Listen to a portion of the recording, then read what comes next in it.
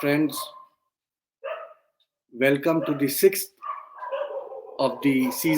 session of the season 2 of Aligarh Society of History and Archaeology, that is ASHA, and Ganga Jamni online series. As you all know, we strive for a word and an idea considered dirty today: secular. A secular approach towards our past. So far, in this season, we have confined ourselves to Emperor Akbar, the proponent of the idea of Sulhul, that is absolute peace; Mahatma Gandhi, the father of secular India, and the proponent of the concept of Ahimsa, that is non-violence; and of course, Sir Syed Ahmad Khan, the father of modern Muslim education, and the one who famously claimed that Hindus and Muslims were the two eyes of the beautiful bride that is India. Since the last few years, all three of these personalities are perceived to be a threat by the communalists. For their ideas threatens the very basis of communal politics. Today, we have with us a scholar of repute and a journalist to boot.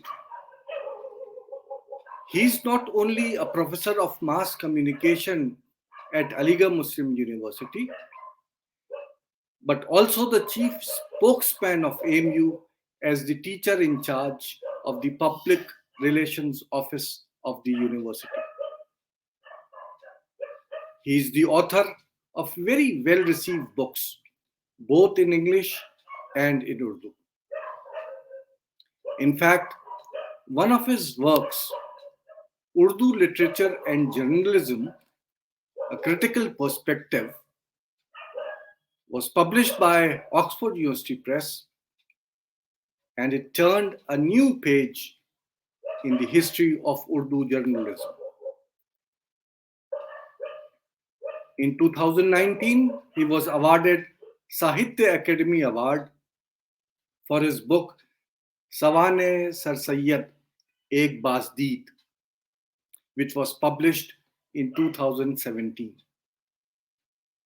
In 2018, he was a recipient of two awards: the Iqbal Samman of Government of Madhya Pradesh and the Khusrau Award of Uttar Pradesh government. Both are literary awards for Urdu writings. And now, in 2021, Routledge has come out with his very well-received book, Sir Syed Ahmad Khan, Reason, Religion and Nation, in its South Asia edition series. And it is around this work that we will hold our discussion today. Welcome, Professor Shafiq Advai. First of all, Thank you very much, Anil. Congratulations to you for your recent book, which has been so well received. I think there are very few books which have been so well received in its recent, initial days as your book has been. Now, Shafi Saab, let me start with this. Please do hear me out. There are basically two types of responses to your book. One, that it is a re-look at Sir Syed. In fact, a noted scholar and chief editor of a textbook prescribed for graduate students of Delhi University, and the author of books like Narrating Partition, Texts, Interpretations and Ideas, while writing one of the forewords for your books, says that your book embarks upon the journey of establishing Sir Syed as one of the, and I quote, significant architects of modern India. Right? But on the other hand, there are those who never fail to point out that Sir Syed was the, what they say, ideological progenitor for propounding the politics of separation that led to the creation of Pakistan and division of India on the basis of religion. And that people who write on Sir Syed, and just like you and me, are at Aligarh or are from Aligarh, are not expected to write anything but an apologia. In fact, uh, you may have understood, I am referring to an article which appeared in the Indian Express Yes, yes. probably last week. Now, what are your opening remarks in response to these perceptions regarding your book? Thank you very much, Professor Nadeem Rizvi and your organization Ganga Jamni Tehzeeb, and for your kind words to introduce me. The words you utter, I wonder the qualities I have or my book have. But the point you made it is a very very important point. Yes, there are two ways of looking at Sir Syed. One is that the people they just heap praise on Sir Syed because he's the maker of India. He's the one who shaped the destiny of India. And the other people they say there are so many right wingers both across the border and here. They think that the Sir Syed was the father of Muslim separatism. So these are the two ways and the two ways of looking at Sir Syed. And the article you refer to, yes, it was well written, and I'm not saying I'm not dismissive about it.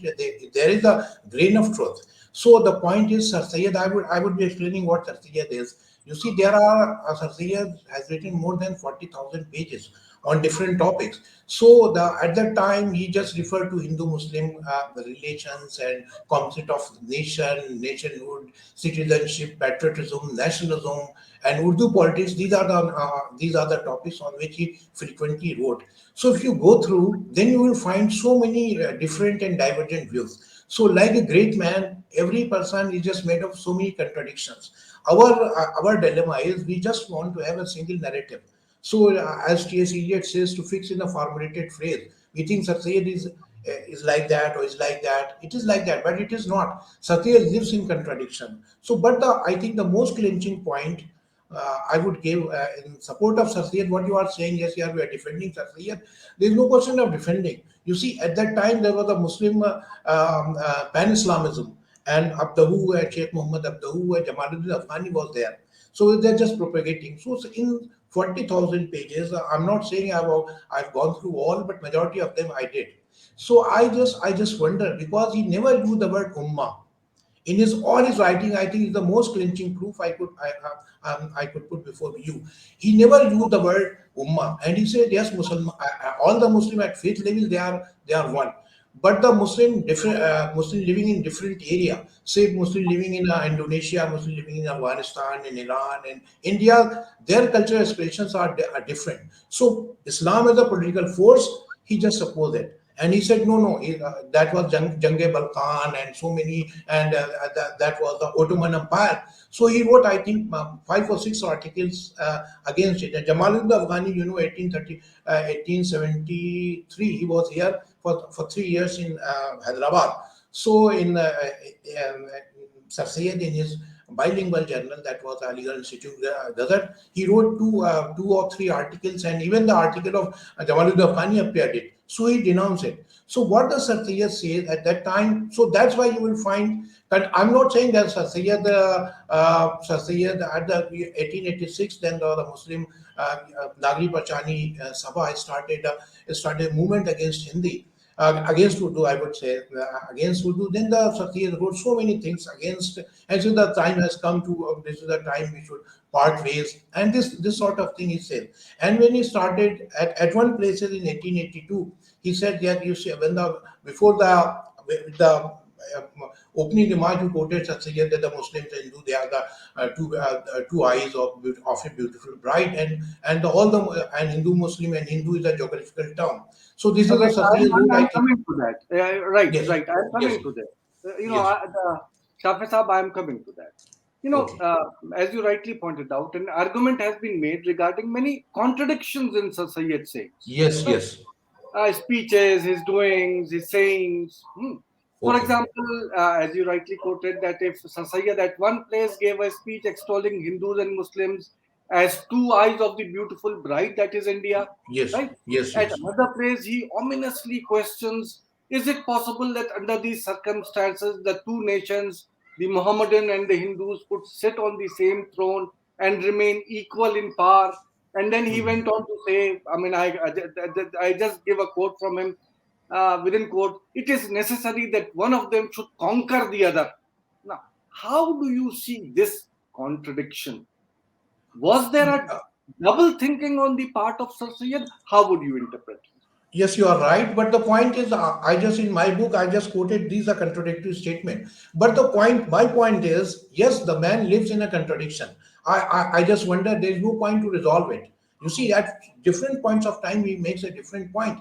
Apart from that, what you are saying, there are two or three quotations are like that. At one places when he started the Tahrir of Law, he said that then he changed the word Vatan was there, then he Vatan replaced the Qaum. So Qaum and Vatan, I would be coming to that. But my argument, what I am saying is, yes, at places, I think if you just quote, if you just refer to Sasiya, then out of, I think if you collect, say, 120 quotes or even more than that, then you will find 10 or 20%, 10 or 20% quotations. Yes, Sasiya looked at the Sasiya supporting Muslim nationhood or something like that. This it is a matter of saying. But my basic assumption or basic point, I would think that would be the clinching proof. What the clinching proof is, when the Sir Sayyid was made in 1886, when the, as you know, a student, trained student, a very learned scholar historian, you know, then Acheson was the chairman of a Royal Public Service Commission.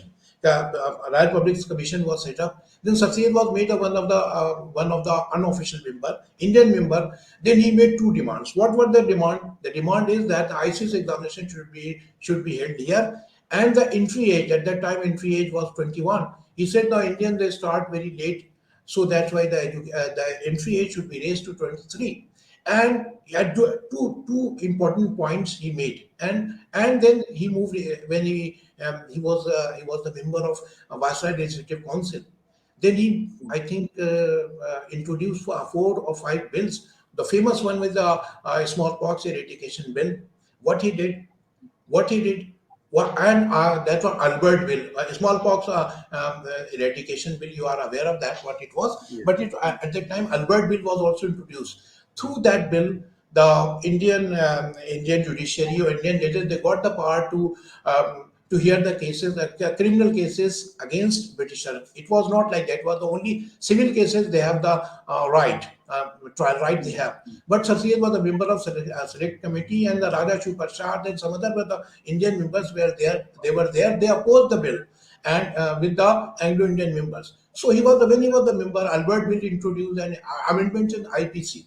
Then when it comes to practical, when it comes to act, then what he did? There's a one thing. Yes, I'm saying something is all right. I just made so many contradictory statements. When I was in the reckoning, I was in the saddle. What I did, you have to give some importance to that. So he was the member of Basra District Council. He was the member of, I just told that was the Public Service Commission and Right. Northwest Province Legislative Province and Education Commission. What he did, he was the OSD of natural disaster that took place in Muradabad and Basti. That was a drought, and there was a famine, and there was a flood. So that was the point. So my point is, yes, you are right. If you just go through, then you will find they will find contradictions. But most of them, Sastain stood for United India, and that's why he never used the word Ummah. And that was a very much vocabulary used by the all Imam Ghazali till I all the people they talk about. totally agree with you, Professor Shafiq Advai, that we should not forget the fact.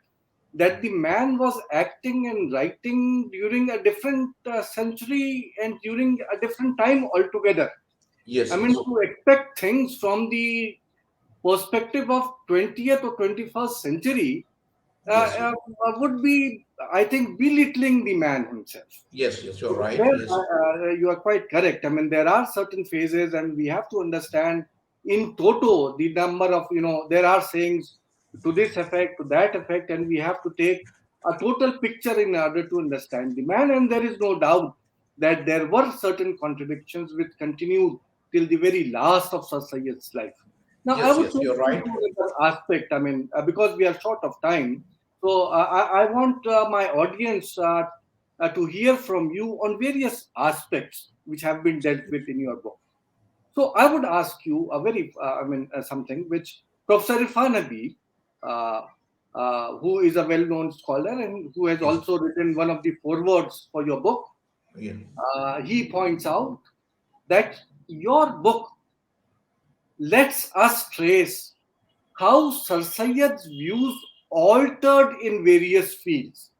I mean, something which you are referring to. Hmm. In fact, I must remind you as well as the audience that 2 years back, Irfan Habib also did that while trying to deliver an inaugural address to an A international seminar. Yes, yes, seminar yes. held by my department under my Yes, yes. chairmanship, which was vehemently criticized by many at Aligarh, even by some of the authorities who thought Mhm. that to talk of changing views was slighting a person. And I am really thankful that your book tries to bring out those aspects before us. And hopefully, that till now, no one has criticized you on that. Now, Mhm. please, can you give stances of this evolution of Sir Sayyid's, thinking? And what would you say to those who apparently, I mean, if you read their writings, they love Sir Sayyid, but want to project him as a unilinear, unchanging individual. I But I personally think, find them equally guilty as the critics who keep on criticizing Sir Syed Ahmad Khan for his views without understanding him. What are your views? yes, you're right. That is our dilemma. That is a human folly or human dilemma. We just want single or one-dimensional personality. So, Sarziel, as you also pointed out, and I would put emphasis on that he was a man of contradictions. So, my job as an author is not to resolve the contradiction. What the contradiction he has? Isn't there so many contradictions he has? So, I'm no hurry to resolve it. You see, but the point is. Sir Syed, yes, you rightly pointed out, he tried to swim against the tide. You see, so that's why his radical views, his views are very radical.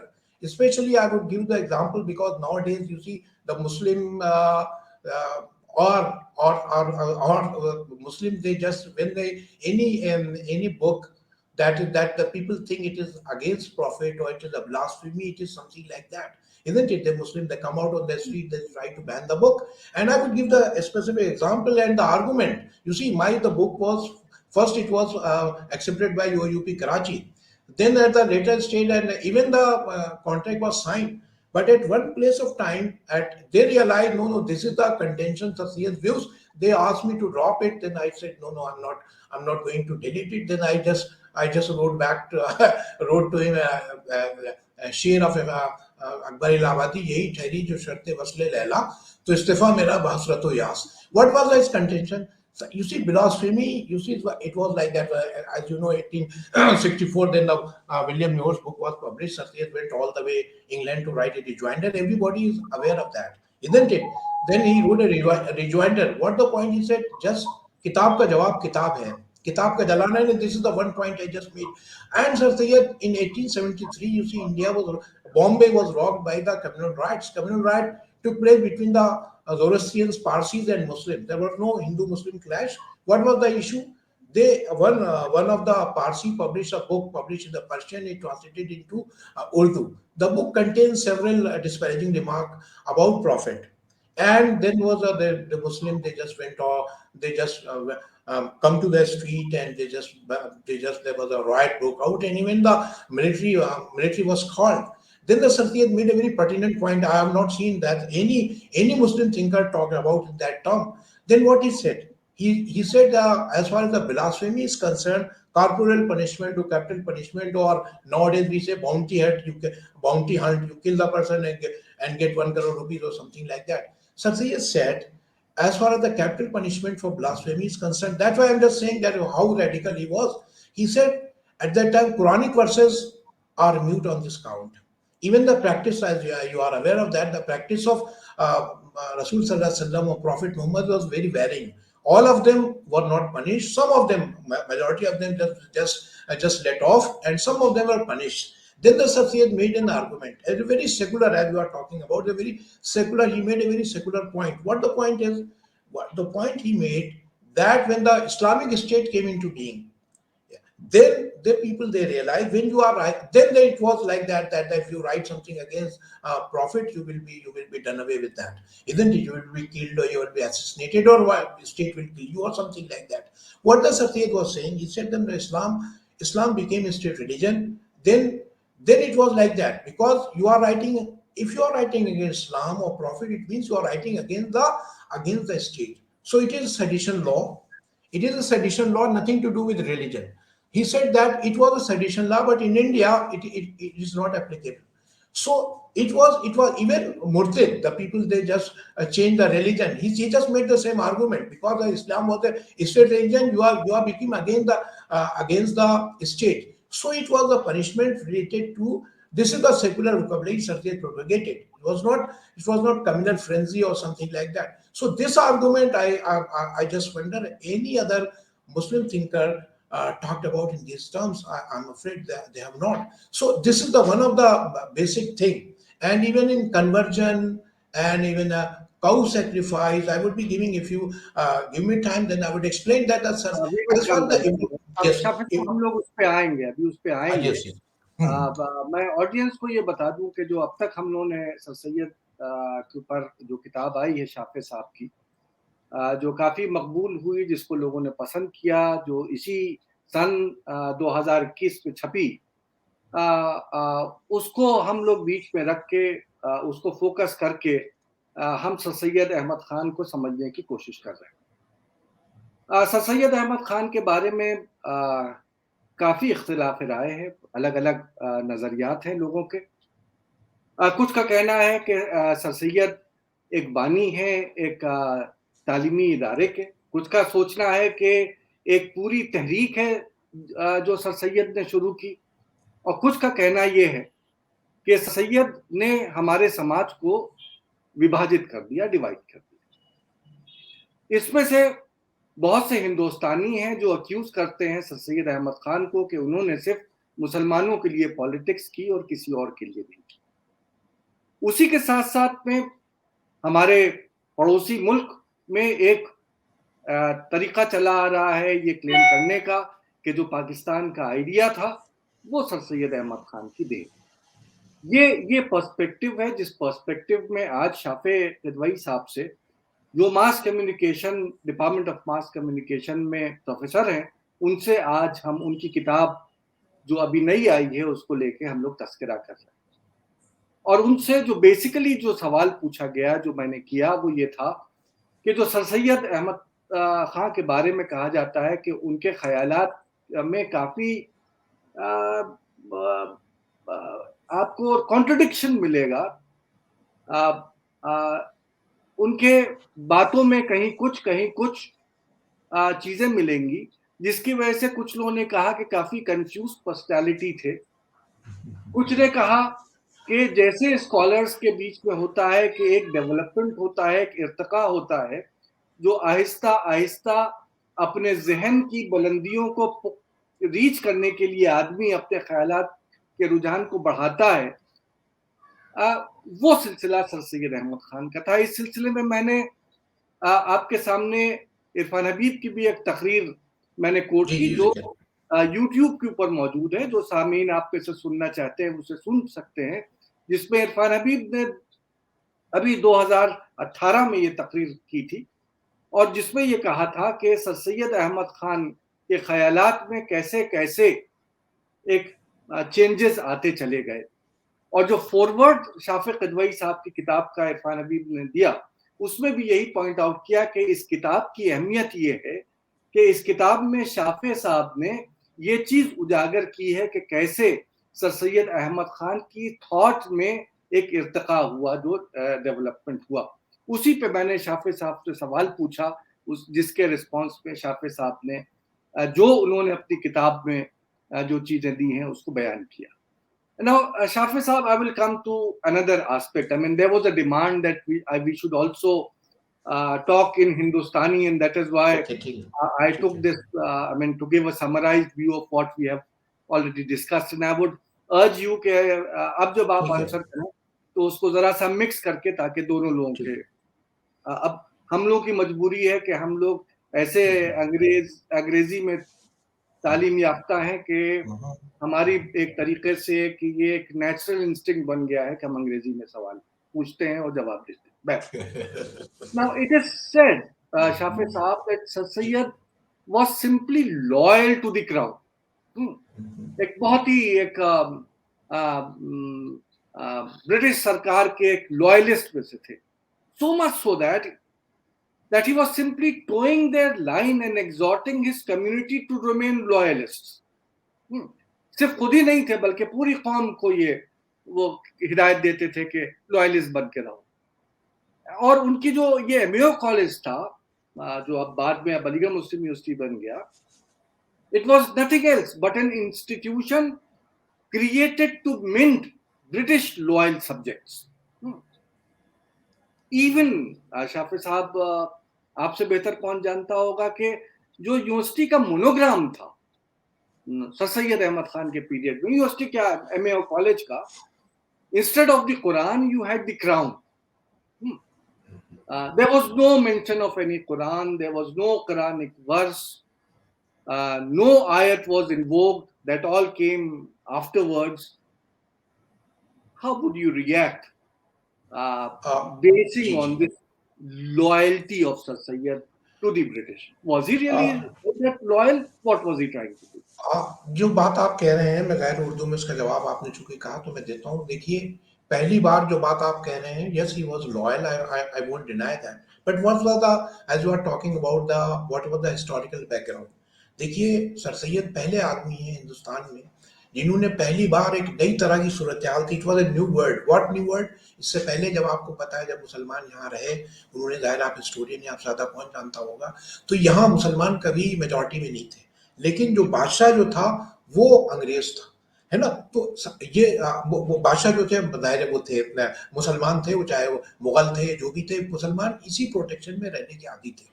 तो पहली बार देखिए, plural society, एक ऐसी society जिसमें आप majority में नहीं है और जो रूलर है वो भी आपके सामने नहीं है। तो what is the way out? Sir Syed के पास रास्ता क्या था? उससे पहले वहाबी तहरीक थी, और सर सैयद ने लिखा है कि मैं सैयद हूँ, और सैयद शहादत को खेल समझते हैं। आप समझ गए, सर सैयद ने ये कहा कि ये सर सैयद शहादत का जो रास्ता था, कन्फ्रंटेशन का रास्ता था 1757 में जब जंग प्लासी हुई, उसके बाद की जो पूरी तहरीक थी, वहाबी तहरीक थी, मुसलमानों ने लड़के देख लिया था। लेकिन एक ऐसा प्लूरल, एक ऐसी सोसाइटी में जहां आप अक्सरियत में भी नहीं है और बादशाह भी आपका नहीं है, तो आप, what is the way out? How to carve out a living, और कैसे आप उसमें जिंदा रहेंगे? इसके लिए सर सैयद ने स्ट्रेटजी एक बनाई।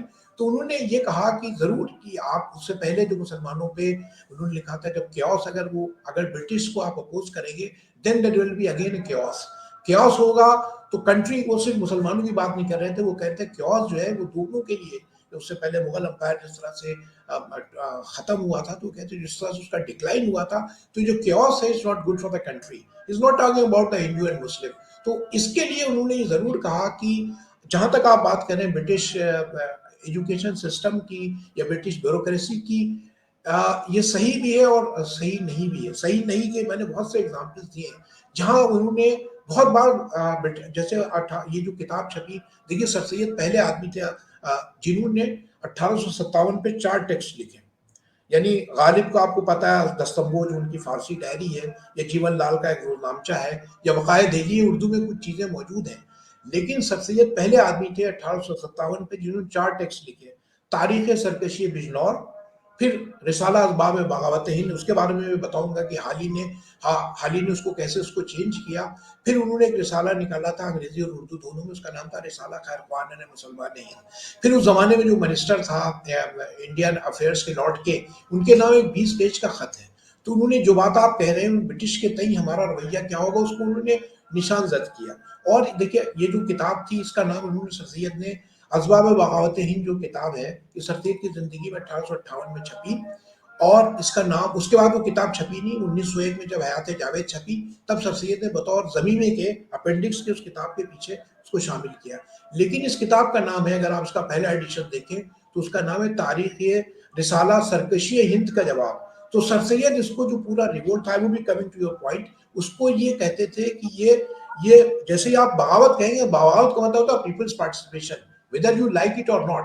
वो इसको जो पूरा रिवोल्ट था उसको समझते थे कि ये जो है ये अंग्रेजों के और एक कुछ लोगों की बगावत है जिसकी तरफ सामने आते। तो देखिए सर सैयद की स्ट्रेटजी ये थी कि ये कैसे, how to survive in a country, तो आप कैसे लड़के रहेंगे या उनके साथ मिलके रहेंगे। मे भी आप कह सकते हैं कि उनकी जो भी आप कहें उसको पसंद करें ना पसंद करें, लेकिन उनका एक बहुत ही कंसिडर्ड ओपिनियन थी कि अगर आपको इंडिया में रहना है, सर्वाइव करना है, तो आपने वो दूसरा रास्ता जो था, जो कन्फ्रंटेशन का था, वो आपने वहाबी तहरीक और सैयद अहमद शहीद और शोहदाए बालाकोट और रंजीत सिंह, जो पूरा आपको हिस्ट्री पता है, वो पूरा मुसलमान करके देख चुके थे।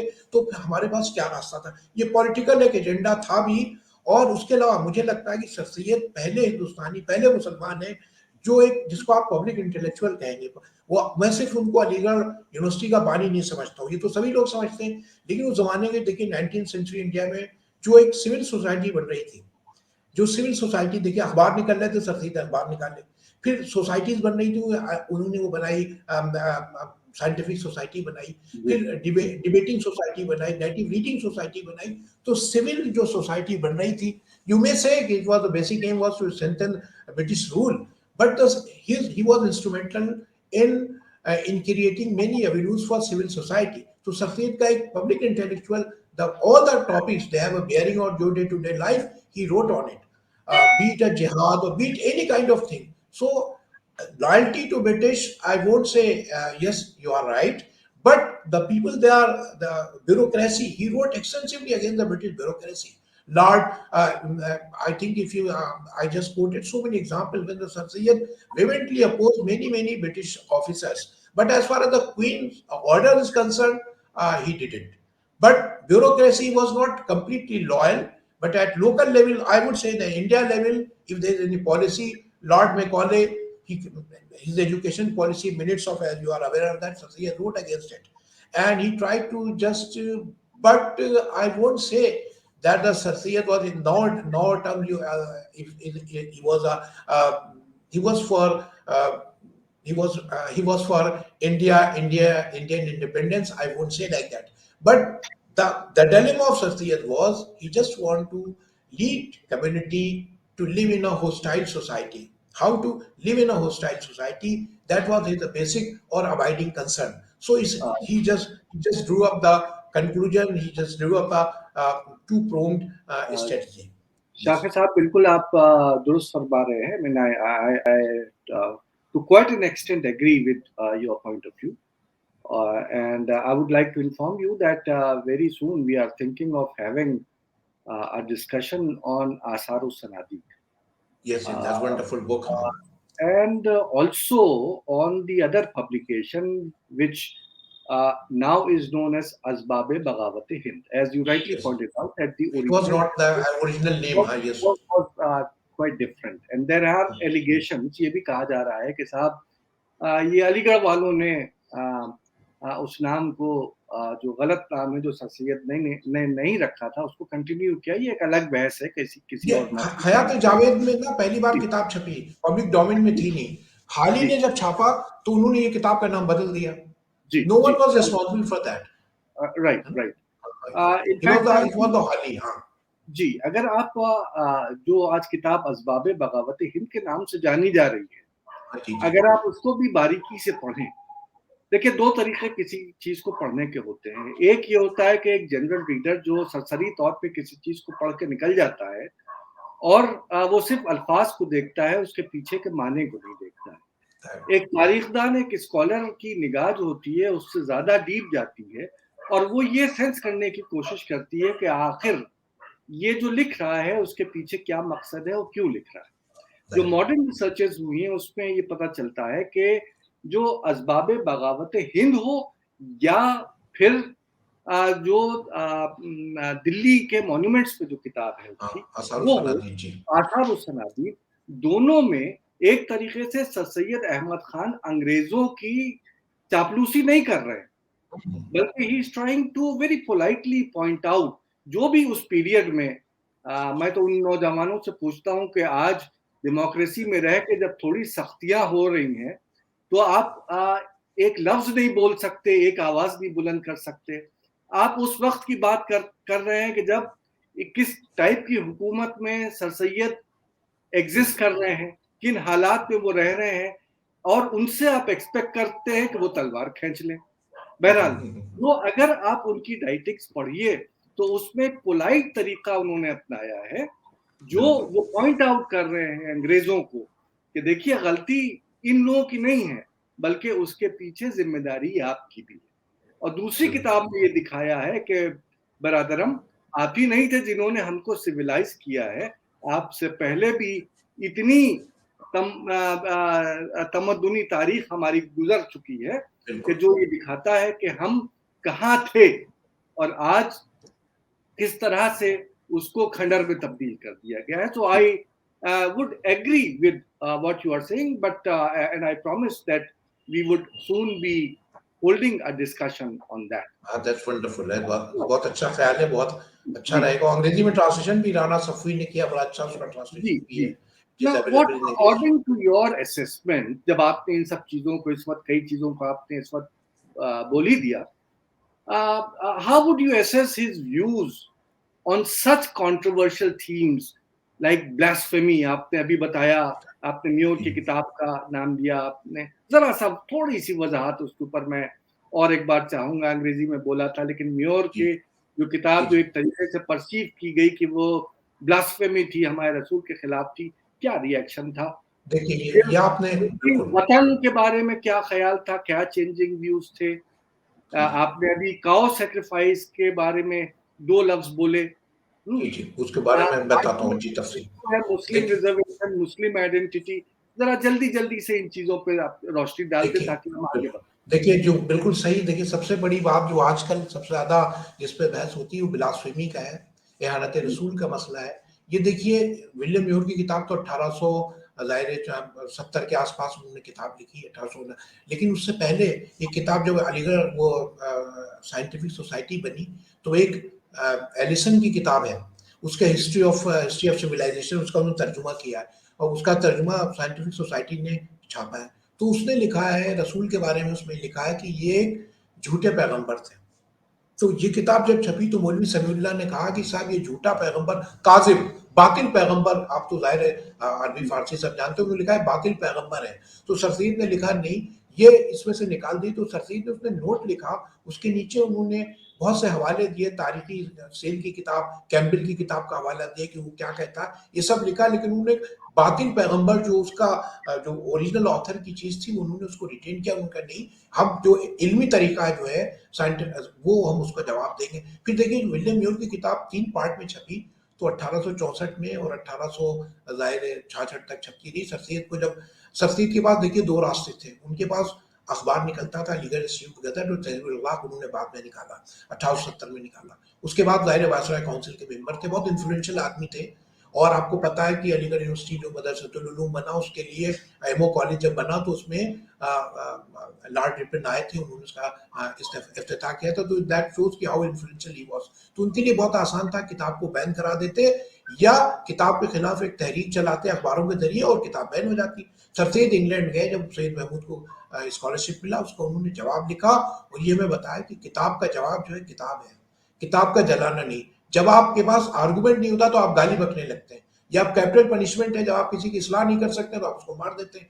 फिर उसके आगे की बात मैं कर रहा था, ब्लास्फेमी, उन्होंने लिखा कि जब ब्लास्फेमी का कॉन्सेप्ट था। रसूल के कुरान शरीफ में इसके बारे में कुछ नहीं लिखा। अगर कोई रसूल सल्लल्लाहु अलैहि वसल्लम की शान में गुस्ताखी करेगा तो क्या करेगा, कुरान शरीफ में इसके कोई नस्स कुरानी नहीं है।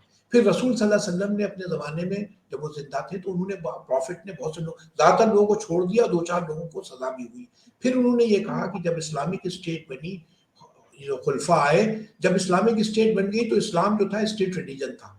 तो वेन आप जब इस्लाम के खिलाफ लिख रहे हैं, इसका मतलब आप स्टेट के खिलाफ लिख रहे हैं। तो सर सैयद ने कहा ये जो ब्लास्फेमी की सजा है ये सेडिशन लॉ है। सेडिशन लॉ अभी भी बहुत ड्रैकोनियन है, आपको पता है। If you right against, even USA में अगर स्टेट के खिलाफ लिखेंगे तो क्या होगा। तो सर सैयद ने बताया कि इंडिया में या दूसरे कंट्रीज में जहाँ इस मुस्लिम हुकूमत नहीं, इस्लामी हुकूमत, मुसलमानों की हुकूमत नहीं, वहाँ इसके कोई मान्य नहीं है। फिर उन्होंने, जैसा आपने बताया, वतन के बारे में उनका जो कॉन्सेप्ट था, वतन के बारे में देखिए, उन्होंने वतन कौम, देखिए नेशन है, फिर उन्होंने इस्तेमाल किया था वतन, नेशन, और फिर वतन और फिर सिटीजनशिप। तो सर सैयद ने देखिए उसमें डिफरेंस किया हुब्बुल वतनी में, नेशनलिज्म में और पैट्रियटिज्म में। He made a difference. उन्होंने कहा national patriotism means you love your country, is perfectly alright, but आपको पता है नेशनलिज्म क्या था, एक पॉलिटिकल आइडियोलॉजी थी 18th सेंचुरी डेवलपमेंट है, जब यूरोपियन स्टेट बन रही थी। तो उन्होंने कहा इसकी बुनियाद नफरत पे, इसकी बुनियाद हेट्रेड पे है। तो उनका ये शॉविनिस्टिक कॉन्सेप्ट है, you love your country, no harm in it. लेकिन as a nation, as a political force अगर आप जब यूज करेंगे, when you think it is, आप सुपीरियर है, आपकी फूड हैबिट्स बेहतर है, आपकी लैंग्वेज सबसे अच्छी, आपका रीजन सबसे अच्छा, तो एक तरह के फास्ट नोशन ऑफ आपके अंदर पैदा होता है सुपीरियरिटी का। सर सैयद ने इसमें भी डिफरेंस किया। फिर सिटीजनशिप के बारे में, उनका सिटीजन उस जमाने में ज़ाहिर है 3 अलग अलग चीजें नहीं थी, एक ही चीज समझी जाती थी। तो सर सैयद ने इंटरचेंजेबली यूज किया, कहा कि राजपूत एक कौम है सेक्ट के मानों में भी, और जाट एक कौम है, मुसलमान एक कौम है, राजपूत एक कौम है। कई उन्होंने कौम के माने लिखे, हिंदू मुस्लिम्स के लिए लिए हैं। तो उनका जो कॉन्सेप्ट है, अगर आपको यहाँ पे भी सर सैयद ने कहीं एक कॉन्सेप्ट नहीं लिखा है। वो कहते हैं हिंदू मुस्लिम 2 आंखें, और हिंदू लफ्ज जोग्राफिया हदूद के बारे में इस्तेमाल करते हैं। फिर ये भी कहते हैं जब तक रसूल सल्लल्लाहु अलैहि वसल्लम की रसूल यहाँ नहीं आए थे तब तक कौम की तश्कील होती थी जोग्राफिकल एरिया की बुनियाद पर या जबान की बुनियाद पर, जबान बोलने वाले कौम या एक एरिया में रहने वाले कौम। लेकिन अब एक कौम की तश्कील का एक और जरिया है, वो रिलीजन है। तो मुझे ये लगता है कि इसमें शख्सियत को आप देखेंगे तो अगर आप 50 कोट आपको मिलेंगे तो 70-80 कोट्स ऐसे होंगे जहां वो पैट्रियटिज्म की बात कर रहे हैं, नेशनलिज्म की। नेशनलिज्म जो आज जिंगोइज्म में तब्दील हुआ है, सर सैयद उसके जमाने में भी कहते थे। देखिए अजीब सर सैयद क्या, अभी मैं उससे बताता हूँ कि सर सैयद ने देखिए ये कहा मुसलमानों को के बारे में, रिजर्वेशन के बारे में बात की जाती है। सर सैयद ने कहा 1873 में अंजुमन इस्लामिया पंजाब ने डिमांड की कि साहब पंजाब में मुसलमानों की आबादी 50% की लगभग है, और जॉब में उनके 2% लोग हैं, तो ये कम से कम 15% रिजर्व किया जाए। सर सैयद ने कहा नहीं, गवर्नमेंट का काम, लियाकत हो आपके अंदर, हमारी जो पूरी तहरीक है, अपनी मदद आप है, उसके जरिए हम चीज़ों को चाहेंगे। गवर्नमेंट का काम ये नहीं कि मजहब की बुनियाद पर आपको जो है वो जॉब दें। पॉलिटिकल लेवल पे वो कहते थे, देखिए ये कंट्रा, पॉलिटिकल लेवल पे वो कहते थे जब आप लोकल सेल्फ गवर्नमेंट का बिल पेश हुआ 1883 में, सर सैयद ने उसको अपोज किया। उसमें कहा था डायरेक्ट फ्रेंचाइज होगी कि कल इलेक्शन में, म्यूनिसिपैलिटी इलेक्शन में, कि सबको एक एक आदमी वोट देंगे। तो सर सैयद ने कहा तो देखिए इंडिया, शाफे साहब, अगर इसका मतलब ये है कि अगर आज के दिन सर सैयद अहमद खान मौजूद होते तो जो एक डिमांड हुकूमत वक्त से चल रही है अबाउट माइनॉरिटी कैरेक्टर, शायद वो न रेस करते।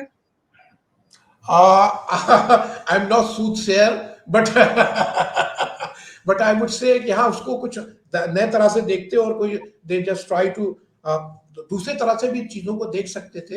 लेकिन मेरा ये कहना है कि रिजर्वेशन में वो जो मुस्लिम्स के एम्प्लॉयमेंट के रिजर्वेशन के में उन्होंने अपोज किया, लेकिन पॉलिटिकल लेवल पे वो कहते थे कि साहब जो पॉलिटिकल जो सिस्टम है, अगर 1-to-1 वोट होगा तो India was a nation in the making. यहाँ जो है जाट जाट को वोट देता, पंडित पंडित को वोट देता, मुसलमान मुसलमान को वोट देगा। अगर ऐसा होगा तो मुसलमान कहाँ जाएंगे। तो उनका उसका 1% जो है वो माइनॉरिटीज के लिए रिजर्व किया जाए। देखिए ये एम्प्लॉयमेंट में, हाँ एम्प्लॉयमेंट में वो अपोज कर रहे हैं, लेकिन पॉलिटिकल लेवल पे कह रहे हैं रिजर्वेशन होना चाहिए, That's a है very ना। valid point which you हाँ, are ये laying before us. शख्सियत, हाँ, yes, this is the point, he made a Very candid valid difference. point. हाँ, कैंडिड The डिफरेंस है। relevance of Sayyid you brought out very broadly here, that I know, given the modern situation, what is happening during the present age and date, I mean, there are a number of incidents which are happening around us, and we can hark back to Sir Syed and see that how he would have faced those challenges तो which मुझे are लगता है कि अगर अगर आप मुझसे कहेंगे तो मैं कहूँ कॉन्स्टिट्यूशनल कॉन्स्टिट्यूशन जो कॉन्स्टिट्यूशन है आपका sir Syed would have stood for it, है ना? जी कॉन्स्टिट्यूशनल डेमोक्रेसी जो है ये सर सैयद के लिए हमारे ख्याल में बाइबल होता है, नो अदर वे, है ना? राइट तो ये बिल्कुल दैट वाज बिल्कुल I think sir Syed was there, तो आई थिंक ये जो है कॉन्स्टिट्यूशन में जो है और कोई बात नहीं करते, इसी पे बात वो जी करते हैं। बिल्कुल और बिल्कुल देखिए बिल्कुल जो अभी आपने जो से कहा काउ सैक्रिफाइस के बारे में, ज़ाहिर है 1875 के आसपास ज़ाहिर है जब हमारा ये बना था मदरसतुल उलूम, तो उन्होंने ये 2 बार 1873 में एक बार फसाद हुआ था मेरठ में गाय काटने पे, तो उन्होंने कहा नहीं ये गाय नहीं काटनी चाहिए और गाय की कुर्बानी इस्लाम इसको कभी नहीं कहता, और अगर आपके पड़ोसियों के साथ अच्छे ताल्लुकात हैं तो बिल्कुल अच्छे ताल्लुकात रखना चाहिए, मुसलमानों को इसकी कुर्बानी नहीं करना चाहिए। फिर उन्होंने कहा कि अलीगढ़ यूनिवर्सिटी में जो मदरसतुल उलूम ज़ाहिर है उनके ज़माने में बना था, फिर एमओ कॉलेज हुआ, उस ज़माने में ज़ाहिर है हर जगह गाय का गोश्त मिलता था और सब सर्व करते थे। लेकिन अलीगढ़ यूनिवर्सिटी ने 1800 वही एमओ कॉलेज 1875 मदरसतुल उलूम से लेकर अब तक कभी किसी भी यूनिवर्सिटी में गाय का गोश्त कभी सर्व नहीं हुआ। तो ये सर सैयद की लेगेसी है, उन्होंने कहा नहीं ये कभी नहीं होगा। अब तो ज़ाहिर है बैन है, उस ज़माने में 1873, 1880, 1885 में ये बैन नहीं था। तो सर सैयद ने कहा कि आपको जो ये हिंदू मुस्लिम रिलेशन जो है much more important than anything else. उसके लिए एग्जैक्टली सर सैयद ने बार-बार ये कहा। अब सर सैयद ने ये बात जो कही इसको लोग नहीं जानते हैं और बहुत सी दूसरी जो ट्रिवियल सी बातें करते हैं, लेकिन ये भी सर सैयद थे जब वो कहीं जैसे मैंने बताया जहाँ-जहाँ वो रहे, जैसे वो मोहताज खाना उन्होंने बनाया, ऑर्फनेज उन्होंने वहाँ पे जी मुरादाबाद जी में था, लाला, जी जिसकी वजह से जयकिशन दास उनसे उनके मुरीद हो गए, पहले उनके बड़े खिलाफ थे कि मुसलमानों की बात करते हैं, तो उन्होंने लगा कि नहीं, इन्होंने हमेशा अच्छा एक बात और जो कहा जाता है सर सैयद के कास्टिस्ट होने की, बात की जाती है ना कि सर सैयद हाँ जो उस थे पे मैं आ रहा वो हूँ उस पे मैं आ रहा हूँ उस पे मैं जी, जी, बिल्कुल क्योंकि दैट वाज़ अ आपने वेरी मुझसे छेड़ इम्पोर्टेंट थिंग। दिया तो पहले मैं वही पूछ लूं जब आपने उसे छेड़ ही दिया है तो एक ये काफी बड़ा एक एलिगेशन है सर सैयद के जी, जी। ऊपर actually a very great allegation that whether वो सर सैयद हो or his MAO college, I mean, it was all meant for high social classes, शुरफा के लिए था हर चीज. And Sir Syed himself was against the Ajlaf, the low caste people, low status people. खुद भी वो एक हाँ, एरिस्टोक्रेट सैयद बिलोंग थे करते थे एग्ज़ैक्टली। और फिर ब्रिटिश गवर्नमेंट की एक हुकूमत पे थे और वहां भी उसी अंदाज में he was a civil servant in a way so he was I mean there is a view that he was basically safeguarding not only he but even his college which he established was safeguarding the interest of this high class as one critic has explicitly pointed out and I quote everything and you have quoted it this sentence in your book आपने अपनी किताब में दिया वहीं से मैं lift कर रहा हूँ everything which he said and did was aimed at the rehabilitation of the ajlaf है ना जो भी वो करते थे या कहते थे उनका मकसद होता था अजलाफ को रिहैबिलिटेट करने का है ना डेविड लिलीवेल्ड नहीं, also had similar views when he said that Kachehri milieu, that is landed bureaucratic gentry, needed modern education to reinvent themselves as the ji. ruling elite. And that is why MEO College was important and that is why it was founded by Sir Syed Ahmed Khan. Your reactions to this type, क्योंकि आज भी ये एक charge है जो sir Syed की तहरीक पे, sir Syed Ahmad Khan पे और अलीगढ़ पे लगाया जाता है, इसको आप कैसे रिस्पॉन्ड? देखिए, आपने जो बात कही ये पॉपुलर परसेप्शन है। हर आदमी ज़्यादातर सर सैयद के बारे में यही कहा जाता है। लेकिन आपको पता है जो आदमी जो बात सब लोग कहते हैं वो कभी सच भी नहीं होती। ज़रूरी नहीं कि वो सच भी हो। मैं उसके इंस्टांस बिल्कुल स्पेसिफिक इंस्टांस दे रहा हूँ आपको। इसमें कोई मेरा इंटरप्रिटेशन नहीं है, हिस्टोरिकल फैक्ट है, आप गो एंड सी। देखिए, आप उसका सर सैयद ने इजलाफ के बारे में जो कहा या जो जो हमारी जो पेशावर बिरादरियाँ थीं, जो हाथ से काम करते थे, उनके बारे में जिस तरह के उन्होंने ख़यालात का इज़हार किया, वो ज़रूर कहीं न कहीं उसकी चीज़ें मिलती हैं, मैं उसको डिनाई नहीं करूँगा। लेकिन जब एमओ कॉलेज बना, मदरसतुल उलूम बना, है ना? मदरसतुल उलूम जब बना, जो कह रहे हैं कि उनके इंटरेस्ट को प्रिजर्व करने के लिए, अजलाफ के इंटरेस्ट को प्रिजर्व करने के लिए बनाया गया। तो 1875 में जब ये इसका इनॉग्रेशन हुआ तो उसमें 14 स्टूडेंट्स थे, 14 स्टूडेंट थे सर सैयद के जमाने में। उसमें से 4 स्टूडेंट्स कौन थे? 4 स्टूडेंट आजमगढ़ से आए थे, और वो दोनों वो बहुत लोअर स्ट्राटा के लोग थे, उनके पास कोई स्कॉलरशिप भी नहीं थी। उनको सर सैयद ने 10 में 4 लोग वो थे जो अच्छा एक, उसके बाद उन्होंने सर सैयद ने ये कहा कि उसके बाद जब कॉलेज बना तो उस जमाने में अगर शुरफा के लिए होता था तो उनके पास अपनी गाड़ियां होती थी। उसमें ये कहा कि ये जो एमओ कॉलेज जो मदरसतुल उलूम की एक गाड़ी बहुत बड़ी सी 2 गाड़ियां बनाई गई जो शहर में जाके चौराहे अब्दुल करीम पे खड़ी होती थी, वहां से लोग आते थे। तो उसमें शुरफा आते थे, शुरफा के पास अपनी गाड़ियां होती थी, अपनी पालकी होती थी, वो लोग आते थे। ये तो मेरा आप कह सकते हैं कि इंटरप्रिटेशन है, लेकिन गाड़ियां वहां खड़ी होती थी। लेकिन जो 4 एडमिशन हुए थे वो आजमगढ़ से लोग आए थे, उसमें 2 बच्चे यतीम थे, एक बात। और दूसरी बात, सर सैयद ने जो फीस रखी, अब मैं बता रहा हूँ, अगर फीस 5 रुपए रखते, 2 रुपए रखते, 5 10 रुपए रखते, एक फीस का स्टैंडर्ड स्ट्रक्चर होता है ना। अगर आपको किसी को फीस नहीं दे सकता, आपकी फीस माफ कर दीजिए। सर सैयद ने कहा मेरा जो मदरसतुल उलूम है उसमें जो फीस होगी उसका फ्लेक्सिबल स्ट्रक्चर है, आप 1 रुपए भी दे सकते हैं, 5 पैसे भी दे सकते हैं, 10 रुपए भी दे सकते हैं। ये किसके लिए था?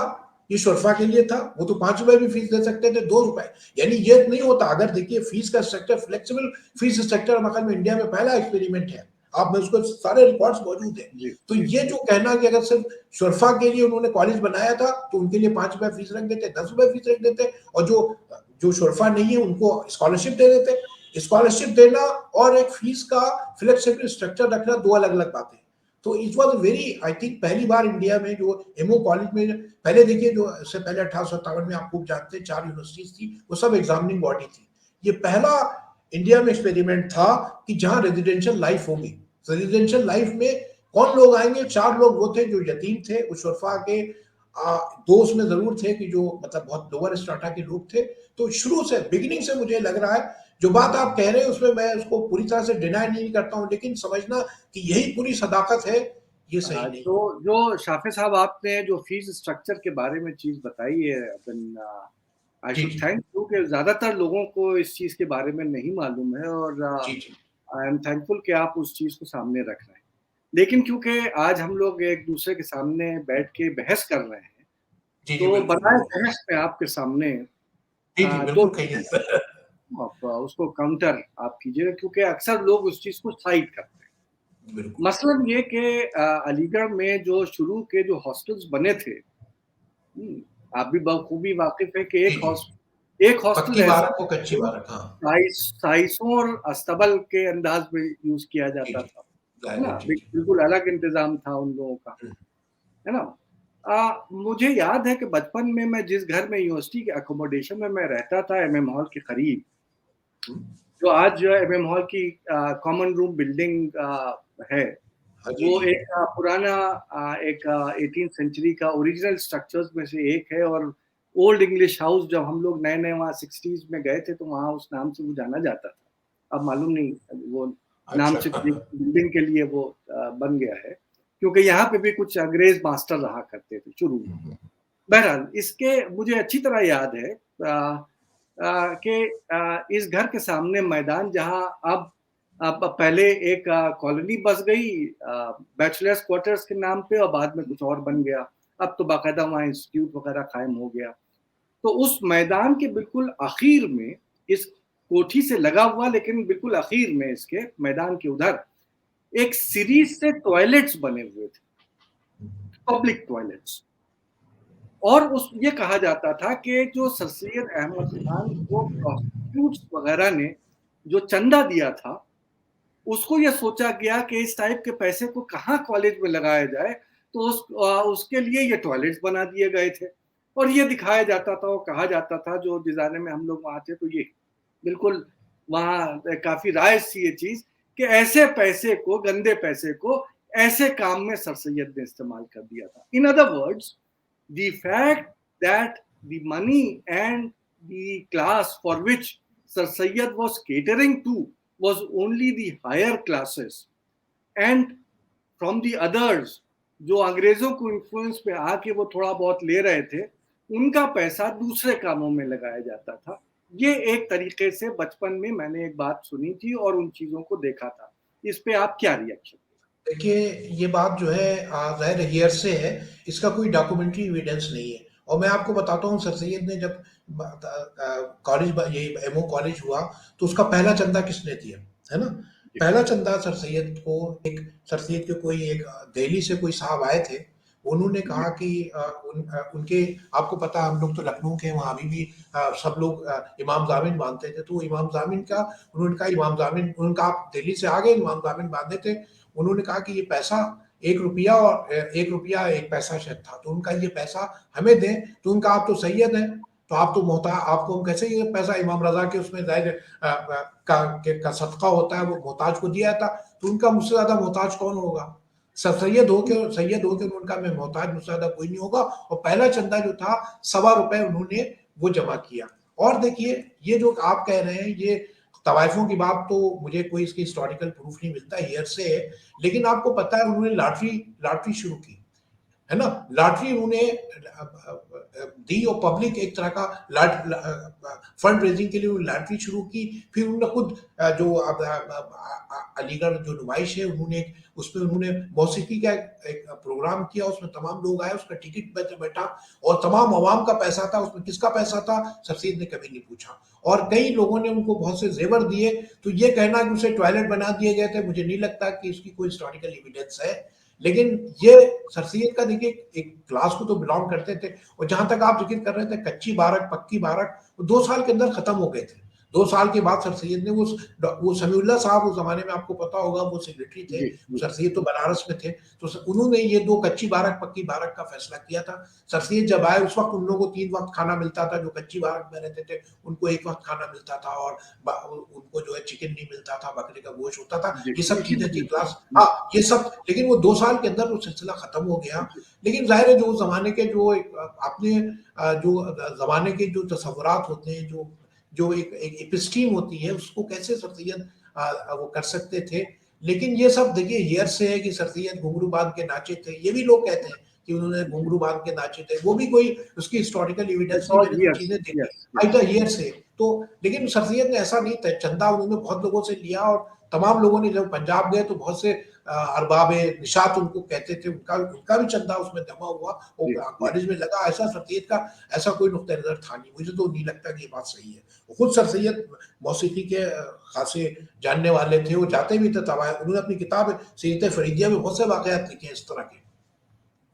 हाँ, बिल्कुल सही आपने कहा। मैंने इसीलिए ये आपसे ये पूछा था कि ये काफी परसेप्शन इस टाइप के लोगों के जहन में बने हुए हैं, और आज भी सर सैयद पे ये तोहमत लगाते हैं कि ही वाज अ कास्टिस्ट।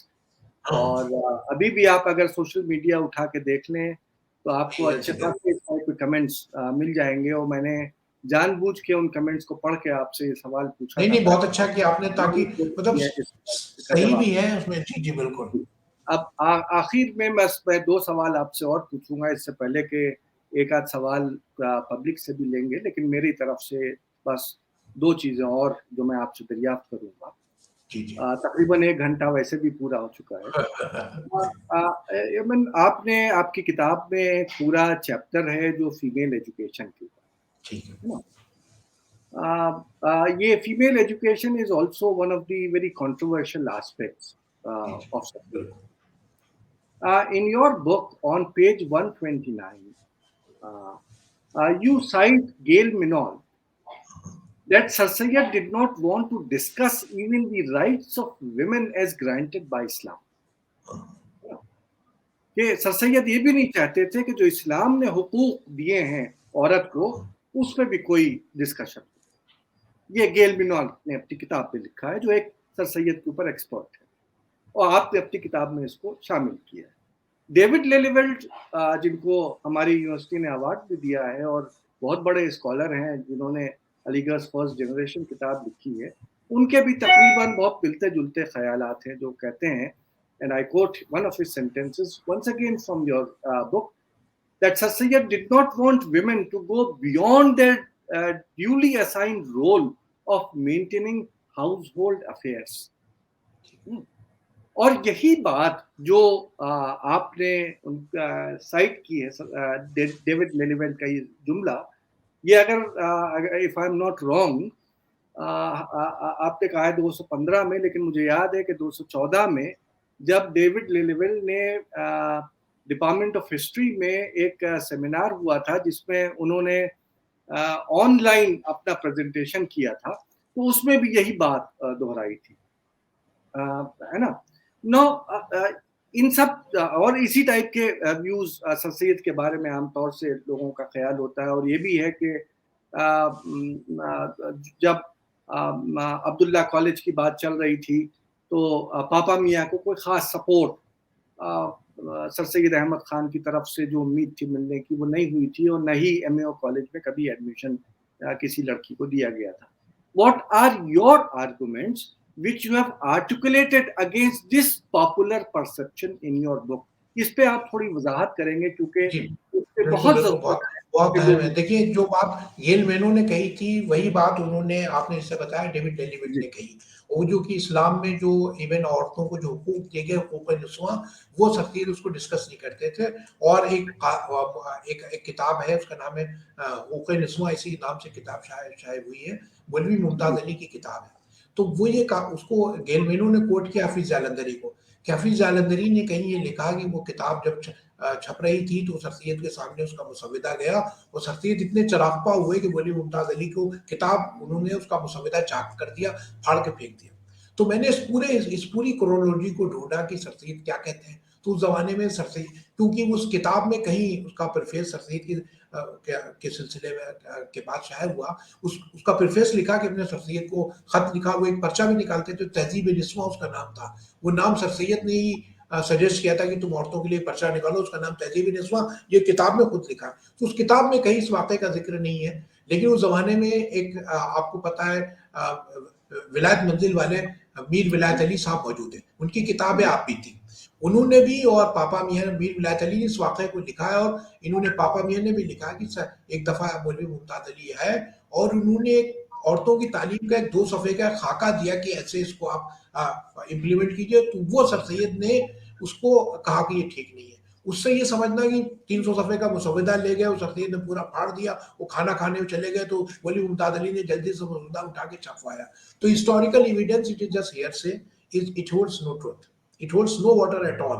और दूसरी बात देखिए, सर सैयद की जहाँ तक तालीम का सवाल है, वो औरतों के सिलसिले में उन्होंने कई बार ये कहा कि उनका एक बिल्कुल मुझे लगता है कि I hold no grief for him, उन्होंने कहा ट्यूटर बेस्ड होम एजुकेशन होना चाहिए। जगह-जगह उन्होंने ये देखिए, सर सैयद बहुत रेडिकल व्यूज़ थे उनके। अभी मैं मज़हबी अभी ज़ाहिर है मौका नहीं कि उनके जो मलाइका के बारे में जो उनका ख़्याल था, या और मेराज के वाक़ये के बारे में बहुत रेडिकल व्यूज़ थे।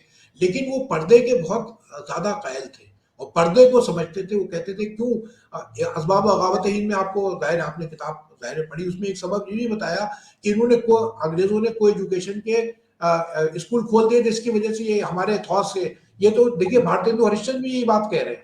राजा शिव जी, प्रसाद सितारे हिंद भी यही बात कह रहे हैं। तो सर सैयद के सामने ये था कि, और फिर उन्होंने किताब का हवाला भी दिया, उस जमाने में किताब छपी थी, उसका नाम था एजुकेशन फॉर सिंगल सेक्स। तो ये अच्छा, उसका उसकी दलील क्या दी थी सर सैयद ने कहा कि अगर कोई एजुकेशन होगी तो, और हमारे यहाँ की जो लड़कियां हैं 5-6 साल की उम्र में तालीम हासिल करेंगी, अगर हाई स्कूल तक पढ़ेंगी तो वो प्यूबर्टी की एज आ जाएगी, तो उनके पीरियड शुरू होंगे, और फिर को एजुकेशन में होंगी तो फिर एक हफ्ता वो आएंगी नहीं, जब आएंगी तो फिर उसके साथ क्या होगा, और क्या फिर उनको शर्म आएगी। लेकिन मुझे लगता है वो ये कहते हैं पहले औरतों की तालीम हो जाए फिर मर्दों की, ये कॉमन सेंस आर्गूमेंट था।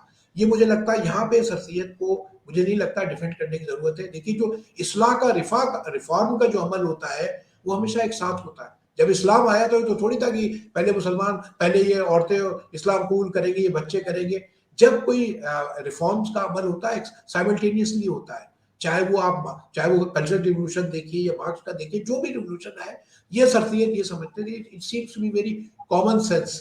कॉमन सेंस का एक कॉन्सेप्ट था। तो सर सैयद का जो एजुकेशन का जो कॉन्सेप्ट था, आई वुड से वो ट्यूटर बेस्ड होम एजुकेशन थे। वो कहते थे औरत की जिंदगी का अल्टीमेट मकसद जो है वो शादी है। अगर शादी शादी की वजह से अगर ज्यादा ही तालीम हासिल करेगी, फिर उनको बर नहीं मिलेगा, शादी नहीं की जाएगी। ये तो एक पार्ट है। इन शॉर्ट ये कहा जाए कि जो सर सैयद अहमद खान से बहुत पहले जी, जिन रिफॉर्म्स की, जिन चीज़ों की बात राजा राम मोहन रॉय कर गए, या 16th सेंचुरी में जिस विजन को अकबर ने खवातीन के सिलसिले में जो पेश किया, वो ख़यालात सर सैयद अहमद खान के नहीं थे। ये सही, देखिए एजुकेशन पे थे, लेकिन एक और मैं एक बात आपको बता दूं जल्दी से, वो भी सर सैयद ही है। देखिए इससे पहले सर सैयद आपको पता है 1869-70 में इंग्लैंड गए, 17 महीने रहे। उससे पहले भी बहुत से मुस्लिम सयाह, तालिब आमली या यूसुफ खां कम्बलपोश, ये तमाम मुसलमान सयाह गए। तो उन्होंने वहाँ इंग्लैंड में क्या देखा, वो वहाँ की प्रोमिस्क्यूटी देख रहे थे, कैसी औरतें फ्लर्ट कर रही थी, कैसे रहते हैं। सर सैयद वहाँ गए तो पहली बार जो पेरिस में गए तो उन्हें एक लड़की मिली जो एक हैट खरीदने गए थे, तो हैट की दुकान पे गए तो औरतें हैट बेच रही थी, एक लड़की, वो 4 ज़बानें जानती थी, उससे बड़े खुश हुए। तो जहाँ-जहाँ वो इंग्लैंड गए, जहाँ-जहाँ उनको एम्पावर्ड औरतें मिली या ये उनकी जो घरेलू खादमा थी, वो कहती थी तो इतनी अच्छी बातें करती, इतनी अच्छी बातें करती कि ये जो सुल्तान जहाँ की वालदा सिकंदर जहाँ बेगम को शर्म आ जाएगी, इतनी इनलाइटेंड है, ऐसी औरतों को होना चाहिए। ये भी सर सैयद है। यानी जहां-जहां एम्पावर्ड लेडी दिखी, इंग्लैंड के सफर में गए, जो मुसलमान सयाहों ने या मुस्लिम ट्रेवलर्स ने जो कहा था, ठीक उसका उलट कहा। जो पब्लिक एक तरह का मेल गेज थी वो सर सैयद में, वो उनको औरतों की कम लिबासी नहीं दिख रही थी, उनको फ्लर्ट थी, प्रॉमिस्कुअस नहीं दिख रहे थे, वो एम्पावर्ड लेडी की तारीफ भी कर रहे थे। ये भी सर सैयद है। शाफे साहब, ये आई थिंक के ये जो मौजू है विमेन एजुकेशन एंड जो ख्यालात थे सर सैयद के खवातीन की तरफ, आई थिंक ये अभी मौजू ऐसा है कि जिसपे बहुत अभी देर ज़्यादा बहस हो की सकती है। ज़रूरत है और इसके ऊपर अभी कुछ कहा नहीं जा सकता है। मेरे थोड़े से मैंने सर सैयद को ज़ाहिर है कि बहुत सरसरी तौर पे पढ़ा है, मैंने ज़्यादा नहीं पढ़ा है, मुझे नहीं मालूम। लेकिन मुझे जो एक इनिशियल व्यूज़ जो मेरे बने वो ये थे कि जैसे जो उनके व्यूज़ में इर्तिक़ा हो रहा था, डेवलपमेंट हो रहा था, सर सैयद के व्यूज़ में भी एक हुआ था, लेकिन जिस वक़्त एमएओ कॉलेज जहाँ जो बॉयज़ के लिए था, उसको एस्टैब्लिश करने में उनको प्रॉब्लम आ रही थी, जहाँ खुद उनके कैरिकेचर्स बनाए जा रहे थे, उनको शैतान की तरह पेश किया जा रहा पेश था, किया जा रहा उनको था। बुरा भी बताया जा रहा था, इश्तिहार छप रहे थे, हाँ। उनको इस्लाम के दायरे से अलग किया जा रहा था, उनसे ये कहा जा रहा था कि ये मुसलमान के दायरे से लड़कों को, नौजवानों को बाहर निकाल रहे हैं। उस पीरियड में सर सैयद अहमद खान औरतों की और लड़कियों की कैसे बात कर सकते थे? सही है, बिल्कुल, बिल्कुल सही कह रहे तो हैं आप। जी, मेरे जी। ख्याल में ये भी बहरहाल this is the topic on which further some work is needed, बिल्कुल। इसके बाद ही आंसर होगा। लेकिन आखिर में जब इतने सवाल हो गए, बस 2 जुमलों में कि is sir Syed actually relevant for citizens of present day India? ज़ाहिर। Or is he only relevant only for AMU in India and Pakistan outside India? देखिए, जो बात बिल्कुल सही आप कह रहे हैं, सर सैयद का जो रेलेवेंस है, एक तरह का साइंटिफिक आउटलुक में था और एक तरह का जो इमोशनल रिस्पॉन्स होता है मुसलमानों का, जैसे मैंने ब्लास्फेमी का एग्ज़ाम्पल दिया। और फिर वो सर सैयद जो कहते थे, जो कॉन्स्टिट्यूशन है, जो आपके पास जो रिटन डॉक्यूमेंट है, इमोशनलिज़्म में और रेडिकल व्यूज़ जो उनके थे, एक साइंटिफिक टेम्पर था, वो कहते थे इमोशनल जो आउटक्राई है, इमोशनलिज़्म है, उससे उन्होंने हमेशा रिस्ट्रेन किया।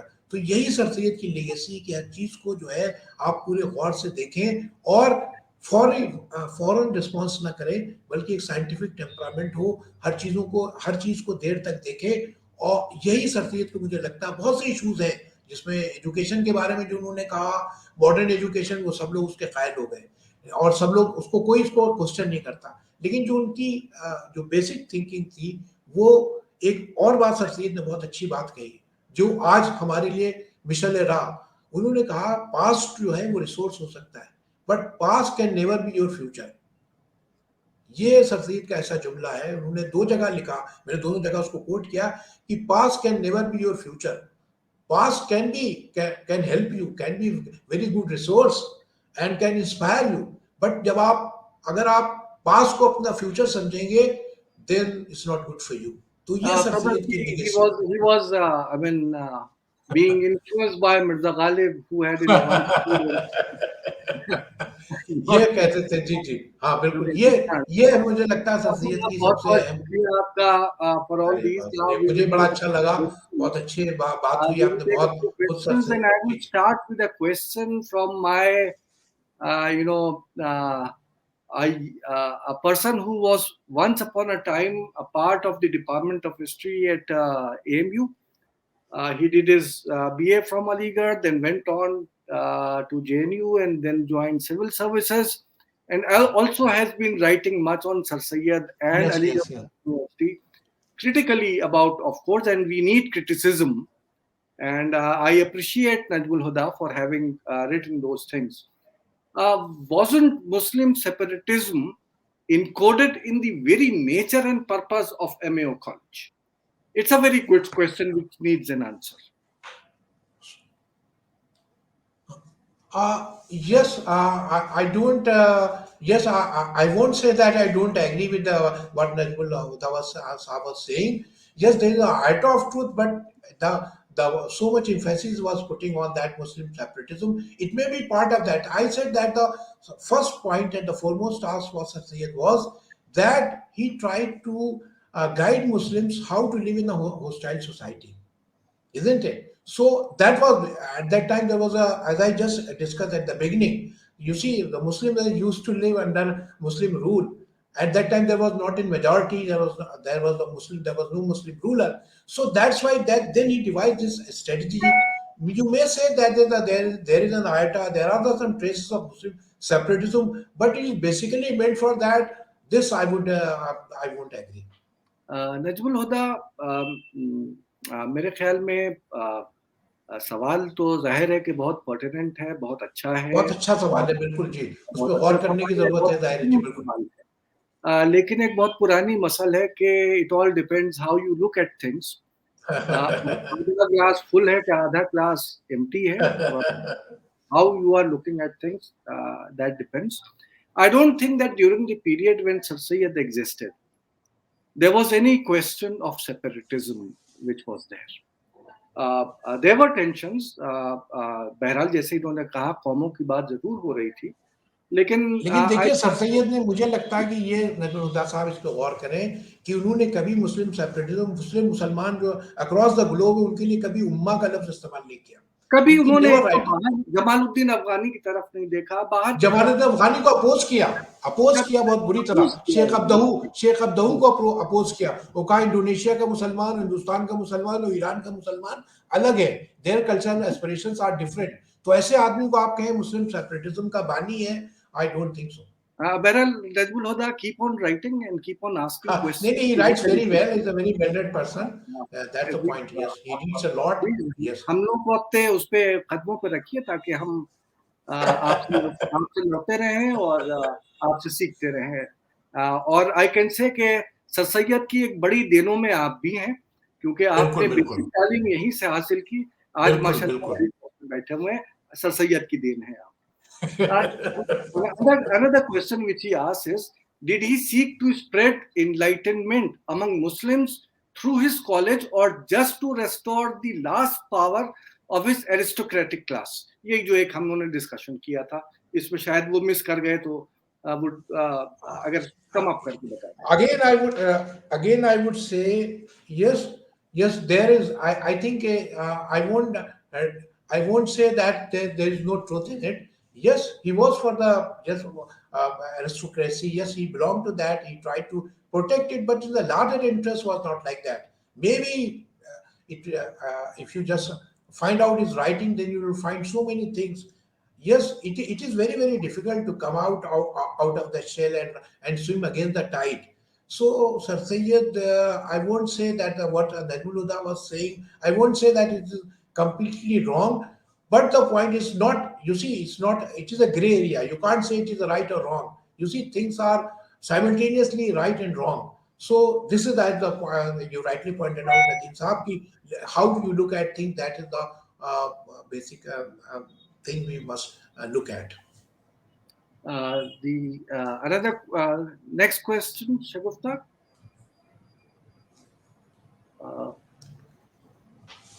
Rajmani Srivastav is asking, we have taken two questions from Najmul. So let us take one from Rajmani Srivastav. जी, बिल्कुल। My question is very simple. how present Muslim younger generation can make use of Sir Syed Ahmad Khan's preachings? Yes, that is a very pertinent question, and yes, they must look. They must look at the writing of Sir Syed on several counts, not only in education but how to live in a plural society. Like they take the example of contentious issues, conversion and blasphemy, and about the his idea of gentlemanship. Sir Syed ने एक मुहज़्ज़ब इंसान क्या होता है इसको उन्होंने बहुत अच्छी तरह से डिफाइन किया है. इसके लिए हिंदू मुस्लिम नहीं बट कैसे एक सिविलाइज्ड आदमी बिहेव करना चाहिए, उसके क्या चीजें होना चाहिए, कैसे वो बहस करता है, कैसे चीजों को देखता है, उसका क्या अकली नुक्ता नजर होना चाहिए. ये सिर्फ मुस्लिम्स के लिए नहीं बल्कि उनका जो आइडिया ऑफ जेंटलमैनशिप है. अब आप अगेन दलमुल्ला साहब कहेंगे कि ब्रिटिश कॉन्सेप्ट है. Yes, it was a British concept. तो आइडिया जो है ये भी सर सैयद का और एक तरह का गैर जज्बाती नुक्ता नजर होना चाहिए. इमोशंस को कैसे रिलीजियस, उन्होंने देखिए एक अजीब बात कही, वो अखबार निकालते थे लेकिन वो कहते थे कभी अखबार उन्होंने रिलीजियस डिबेट नहीं की. कहा newspaper is not meant for that, isn't it. So ये जो है ना फ्रेड टेम्पर्स का जमाना है, यहाँ पे सर सैयद जो है एक तरह के डीप थिंकिंग की बात करते हैं. You think it over before you write. So ये भी एक बेसिक चीज है जो हम लोगों को सीखना चाहिए सर सैयद से. Right. Can we have the question of Sarfaraz Nasir Jang? Sarfaraz Nasir Jang Saab asks, thank you. ज़्यादातर वो आपके लेक्चर मिस कर गए लेकिन तब भी he wants to ask me and you both, how do you see Sir Syed Ahmad Khan's classic Asarus Sanadid in enriching history, especially archaeological history? Can we call So it is your area as the pioneer of archaeological history of India? Before Professor Nazim, नहीं, it is your area. You must answer. Yes, you answer. आप कुछ कहें, मैं इस पे बोलना चाहूँगा. नहीं, इस पे आप ही बोलिए. You are the right person to speak on that. Sarfaraz साहब, आसारुस सनादीद पे अभी मैंने अनाउंस किया था कि we would be holding a talk separately on this aspect of Sir Syed Ahmad Khan.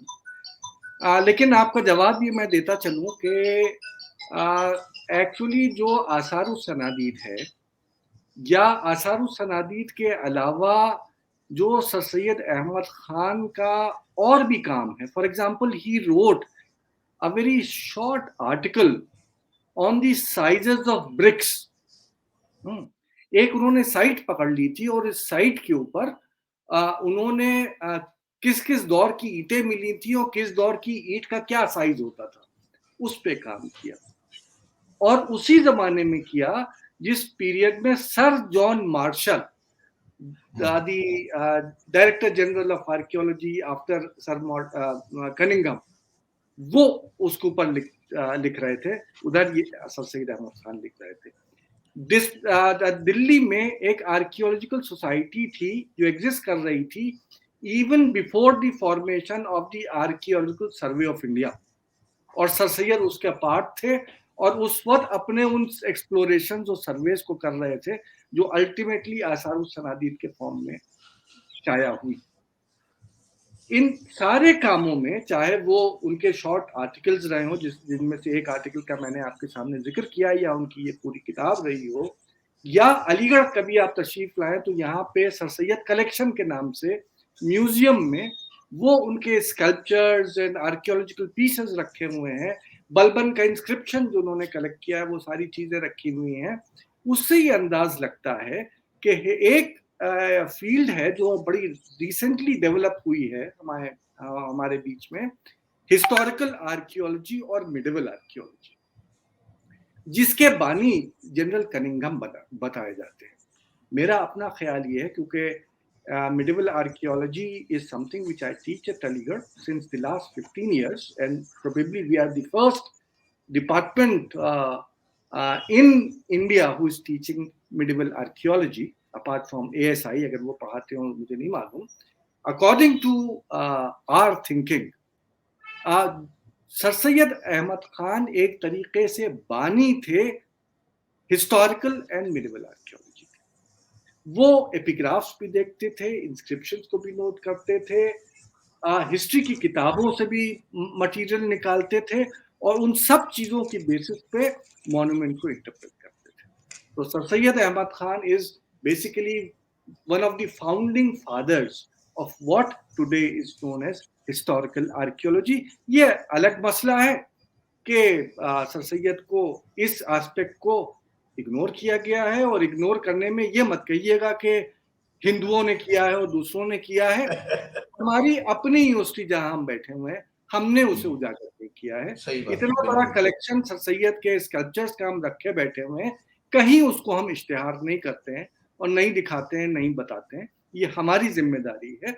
Sir Syed का जहां तक ताल्लुक था, बिला तफरीक मजहब व बिल्लत, उन्होंने उन सब आर्कियोलॉजिकल डाटा को, चाहे वो दिल्ली के मॉन्यूमेंट्स रहे हो, अलीगढ़ के चारों तरफ के रहे हो, स्कल्पचरल पीसेस रहे हो, उनको सबको जमा किया है। और आपको सुन के ताज्जुब होगा कि जितने जो कलेक्शन आज सर सैयद का मौजूद है, उसमें फकत एक या दो को छोड़ के कोई भी मुस्लिम पीरियड का नहीं, सब एंशिएंट पीरियड का है, जिनको समेट के सर सैयद ने अपने साथ रखा था और अपना जो एमएओ कॉलेज स्टैब्लिश किया था।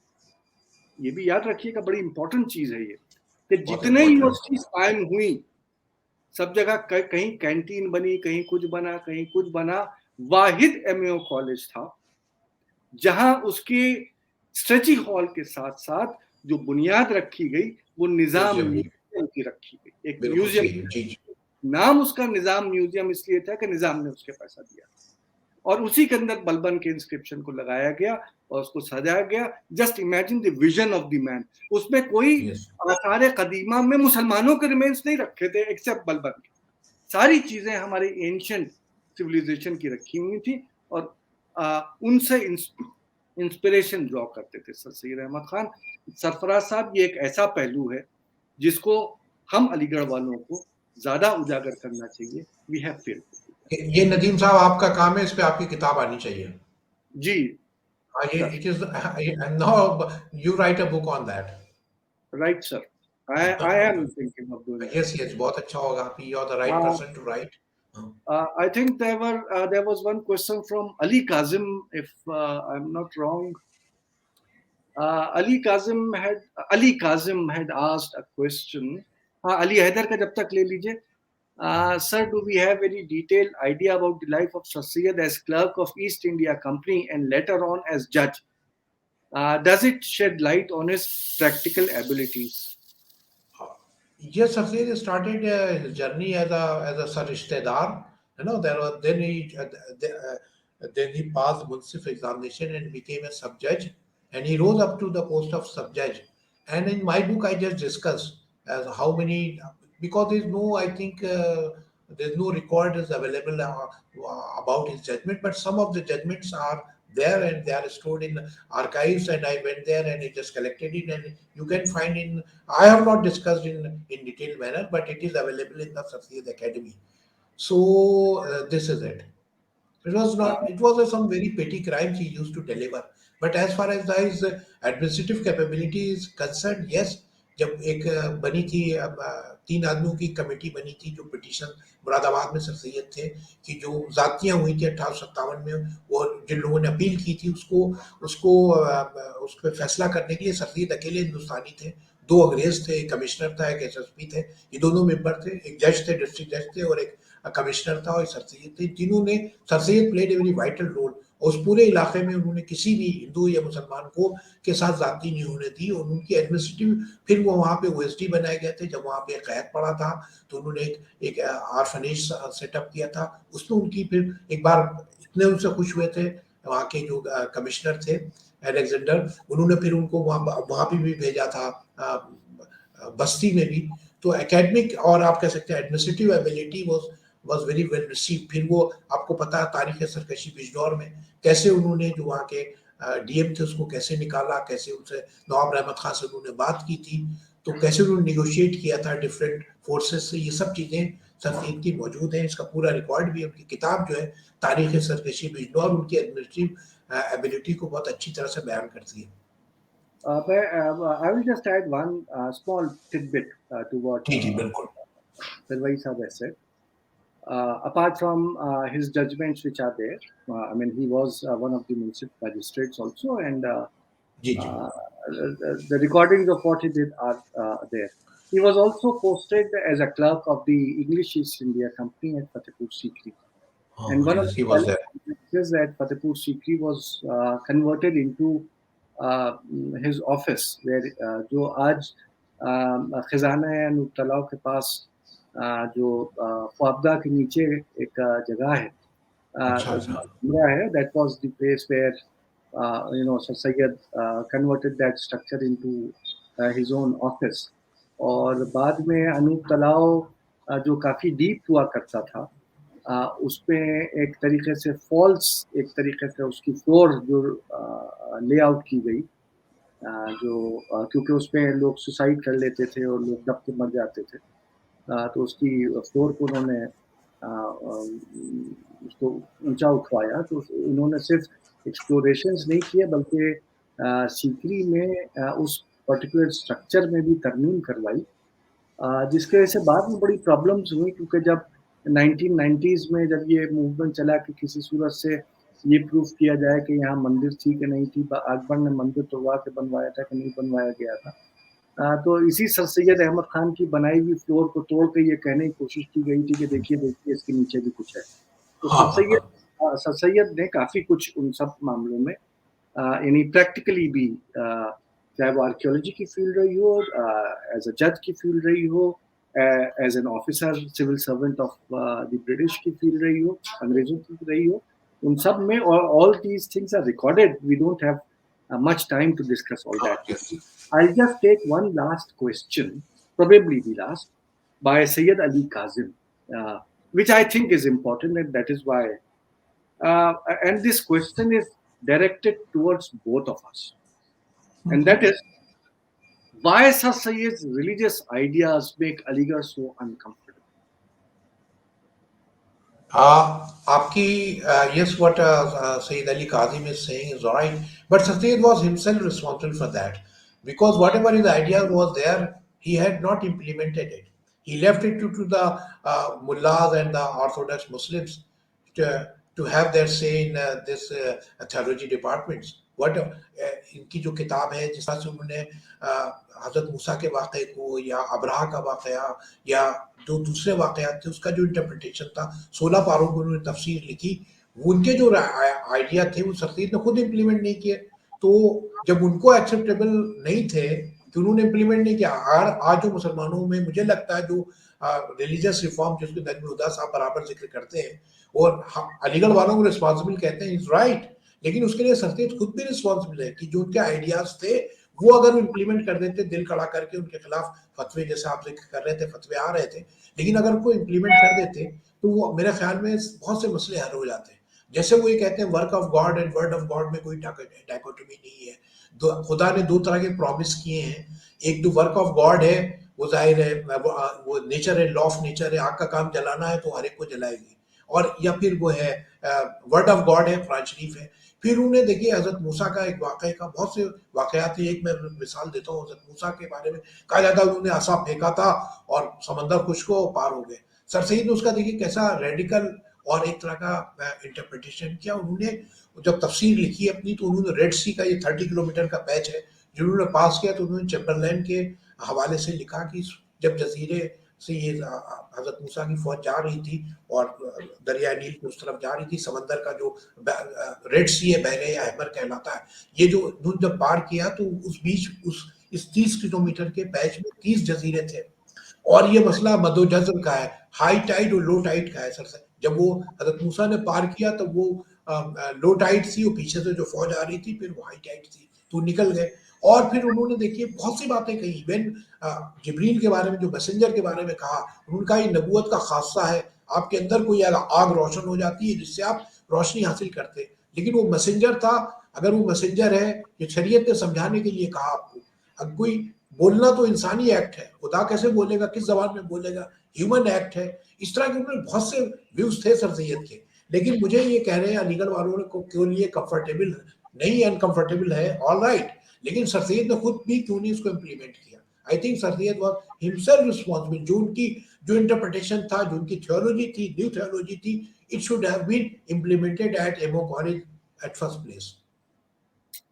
Thank you, Professor Shafiq Adwai Saab, for your views बेबाक व्यूज के लिए। अ, अ, बहुत बहुत शुक्रिया। बहुत से ऐसे एस्पेक्ट हैं सर सैयद के कि जो आम तौर से लोगों तक नहीं पहुंच पाते हैं, और आज के हमारे आपके प्रोग्राम की जो कोशिश थी वो यही थी कि वो चीज़ें जो आवाम तक नहीं पहुंच पाती हैं उन पे हम थोड़ी बहुत बात करें। Sir Syed as an educationist पे बहुत लिखा जा चुका है, बहुत काम हो चुका है। ज़ाहिर है कि उसको हम लोगों ने इसीलिए ज़्यादा उनके उन एस्पेक्ट्स को हमने टच नहीं किया। अ, ज़ाहिर दूसरी चीज़ ये थी कि सर सैयद को जो आज हम डिस्कस कर रहे थे, तो बीच में वो किताब थी जो शाफ़ी साहब ने लिखी है। तो जी ज़ाहिर है कि बिल्कुल। सवाल भी सर सैयद पे ज़रूर थे, लेकिन उस किताब से मुतल्लिक़ सवाल हम जी लोगों जी ने बिल्कुल पूछे। जी। इन स्पाइट ऑफ दैट हमने ये कोशिश की कि सर सैयद के अलग-अलग पहलुओं पे नज़र पड़ जाए। Personally, Shafi Saab, I also believe that one aspect of Sir Sayyid's life, his religious views, Yes. his own ideas, religious ideas, are something with which today's generation of AMU is not very comfortable. Yes. It was not comfortable during the lifetime of Sir Sayyid himself. वही reason था कि sir Syed को बहुत ज़लील किया गया, बिल्कुल। उनके cartoon बनाए गए। एक कार्टून है जो इस वक़्त मैं लाना चाहता था, लेकिन अनफॉर्च्यूनेटली किसी मजबूरी के तहत मैं इस वक़्त आपको नहीं दिखा पा रहा, जहाँ पे सर सईद अहमद खान का पूरा एक स्केच बनाया गया, जिसमें दिखाया गया कि एक अम, जी जी। जो स्नेक चार्मर के अंदाज़ में वो बीन बजा रहे हैं, और उनके चारों मतलब लिम्स पे, हाथों पे, पैरों पे, जिस्म पे, चारों तरफ कोबराज़ जो हैं वो लिपटे हुए हाँ हैं, हाँ हाँ जी जी और जी। उनपे सब पे कोबरा के फन के ऊपर जो लिखा हुआ है वो लिखा हुआ है चंदा। हुँ, जो इस अपने इदारे के लिए वो हासिल कर रहे थे, और टाइटल इसका दिया हुआ है sir Syed Nechari. Naturally naturally. Syed Ahmed Nechari, sir Syed Khan का नाम, बराबर। है ना? तो ये उनकी लाइफ टाइम में था। Sir Syed Ahmad Khan faced a lot of stiff resistance from the same community which he was trying to reform, right or wrong. बहुत से ऐसे किसी भी इंडिविजुअल के आइडियाज होते हैं कि जिससे हम एग्री नहीं करते, बहुत से ऐसे होते हैं कि जिससे हम एग्री करते हैं। एक लार्जर कॉन्टेक्स्ट जो देखा जाता है वो ये देखा जाता है कि अल्टीमेटली उसमें इतने सूदमंद ये साबित हुए अपनी ज़िंदगी में या नहीं। सर सैयद की बहुत सी गलतियाँ हैं, वो कोई अ, बराबर। इमैकुलेट कंसेप्शन से पैदा नहीं हुए थे। बहुत सी गलतियाँ थी, जिसपे हिस्टोरियंस और वो लोग जो सर सैयद के ऊपर काम करते हैं वो पॉइंट आउट करते रहते हैं। ऐसा नहीं है कि छुपाया जाता है। लेकिन सबसे बड़ा उनके 2 कारनामे, एक ऐसा इंस्टीट्यूशन कायम करना, मोहम्मडन एंग्लो ओरिएंटल कॉलेज। अक्सर लोग कहते हैं कि मोहम्मडन क्यों है? बस उसी तरीके से है कि जैसे बनारस हिंदू यूनिवर्सिटी है, जो बनारस में हिंदू यूनिवर्सिटी के नाम से बनी, लेकिन उसका कोई हिंदुओं से ताल्लुक नहीं था। उसी तरीके से अलीगढ़ में एक कॉलेज बना, ज़रूर माइनॉरिटीज़ के लिए था, उस कौम के लिए था कि जो बहुत उस ज़माने में बहुत पिछड़ चुकी थी, उनके लिए कायम हुआ था। लेकिन जैसे शाफ़ी साहब ने बताया कि उसमें पहले दिन से उन लोगों को रखा गया जिनका कौम से कोई ताल्लुक नहीं था। यहाँ तक कि अभी कुछ दिन पहले आपने राजा महेंद्र प्रताप सिंह का बहुत नाम सुना होगा। जी जी। उनके वालिद को सर सैयद अहमद खान ने खत लिख के उनसे कहा कि अपने बेटे को हमारे कॉलेज में एडमिशन दे दो। ठीक है, वो भी रईस थे, ये भी रईस थे। आप कह सकते हैं कि 2 रईसों की मुलाकात थी, लेकिन एक हिंदू रईस थे, एक मुसलमान रईस थे। जो चंदे उन्होंने इकट्ठा किए उसमें राजा दरभंगा, राजा पटियाला, अगर इन लोगों के चंदों का हिसाब लीजिएगा तो कोई भी, शायद ही कोई ऐसा मुसलमान रईस होगा या दूसरा होगा जिसने उस अंदाज के चंदे एमएओ कॉलेज को एस्टैब्लिश करने के लिए दिए होंगे जितना इन हिंदू बिल्कुल राजाओं ने दिए थे। हैं? तो पहला जो स्टूडेंट यहाँ से पढ़ के आया था वो भी मुसलमान नहीं था, है ना? तो बिल्कुल सही।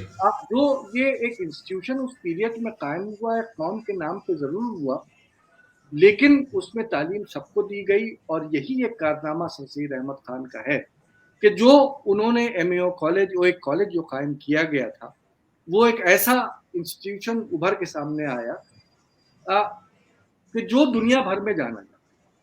बिल्कुल सही। It may not be the highest educational institution of India at all, but remember the fact कि अगर आप कोई भी आके यहाँ के ऊपर आप स्टडी कर लें, 80% यहाँ के बच्चे वो होते हैं जो first generation and second generation है जो तालीम हासिल कर, राइट।